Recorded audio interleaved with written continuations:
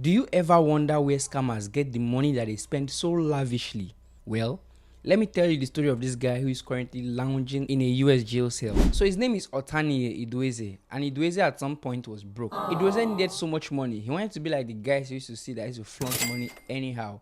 So he began to talk to some of them. Then he get introduced to these guys who are already in the fraud business. They taught him about the style that he did, which was dating people. They taught him how to create profile, how to fake images, how to get different people's identity and get multiple images of them, how to edit images to show different things and whatever those people used to do for their business. So he got everything I needed ready and registered on different dating sites abroad and began to send requests to different people. He created both male and female profile and was dating with those profiles. When he connects to any new person, he talks for a while, gain their trust, especially the elderly and vulnerable people in America. After gaining their trust for a while, then he begins to tell them he has some emergency, he has some tax he needs to pay, begin to ask them for favor, and gradually, because they're already trusting him, they begin to give him small handouts, till the thing becomes so big, to the point that some of these people sent in their life savings with the hope that he was going to refund them as he already promised. But although he promises, he never fulfills that promise. In fact, he even goes ahead to block them. Then he goes ahead to move the fund through multiple accounts till it gets back to him in Nigeria.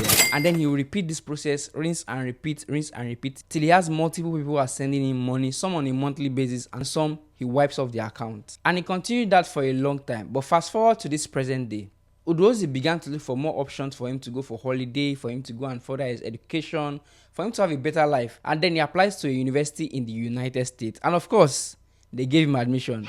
Very fast, he celebrated with his family. He was so happy.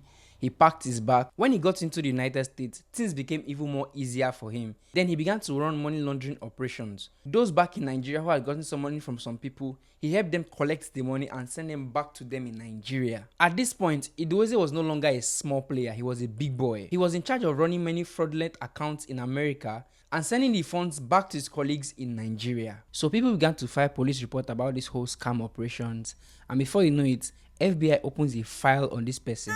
They began to follow all the paper trail and it led to just one person, Nidweze. After months and months of investigation, bam, he gets arrested. When the allegations were laid on him, he pleaded guilty, and on June 17, 2025, he was sentenced to 42 months in prison, after which he was going to be removed from the United States. The funny part about all this is, when Nidweze was leaving Nigeria, he sold everything he had. In his mind, he was never going to come back to Nigeria. He was just going to find a way to become a citizen of the United States. So he sold everything, took all he had in cash and traveled with it to the United States. Safe to say he's going to come back and start from square one. After the judge delivered her ruling, she thanked the victims who came out to testify. She also thanked the law enforcement officers who made this all possible. Stay out of crime.